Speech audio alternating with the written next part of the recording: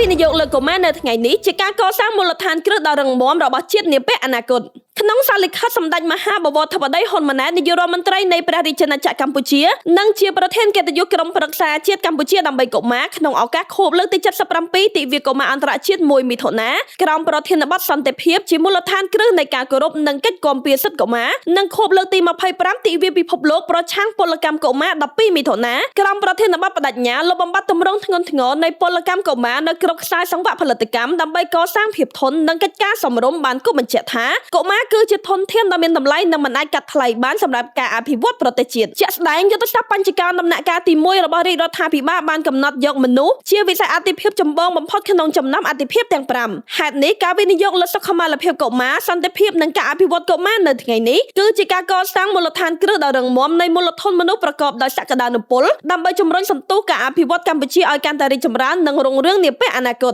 ការប្រារព្ធទិវាកុមារអន្តរជាតិនេះឡើងគឺដើម្បីរំលឹកដល់ការអនុវត្តសិទ្ធិជាមូលដ្ឋានរបស់កុមារនិងបង្ហាញពីការយកចិត្តទុកដាក់របស់រាជរដ្ឋាភិបាលក្នុងការដោះស្រាយបញ្ហាប្រឈមនានារបស់កុមារជាពិសេសការបង្ការទប់ស្កាត់និងឆ្លើយតបចំពោះអំពើហិង្សាកុមារពលកម្មកុមារសុវត្ថិភាពកុមារតាមប្រព័ន្ធអនឡាញដោយជួយគាំទ្រដល់កុមាររងគ្រោះនិងងាយរងខ្ពស់ពីហានិភ័យការគំរាមកំហែងការកេងប្រវ័ញ្ចនិងការរំលោភបំពានគ្រប់ទម្រង់បានទាន់ពេលវេលាប្រកបដោយប្រសិទ្ធភាពដើម្បីឲ្យកុមាររស់នៅនិងអភិវឌ្ឍដោយសុខដុមរមនាក្រោមម្លប់សន្តិភាពតាមការគូបញ្ជាក់បន្ថែមរបស់សម្ដេចធិបតីទោះស្ថិតក្នុងកាលៈទេសៈដ៏លំបាកនៃការភៀសសឹកក៏ដោយក៏រដ្ឋាភិបាលតែងយកចិត្តទុកដាក់ខ្ពស់ក្នុងការផ្តល់ជំនួយមនុស្សធម៌ការសង្គ្រោះបន្ទាន់ដល់កុមារនិងគ្រួសារដែលទទួលរងផលប៉ះពាល់ពីការឈ្លានពានរបស់យោធាតាមបណ្ដោយព្រំដែនដើម្បីធានាឲ្យទារកកុមារតូចសិស្សានុសិស្សស្ត្រីមានផ្ទៃពោះជនចាស់ជរាជនមានពិការភាពទទួលបានសុវត្ថិភាពអាហារហូបចុកសេវាកម្មសុខភាពនិងកុមារអាចបន្តការសិក្សារៀនសូត្របាន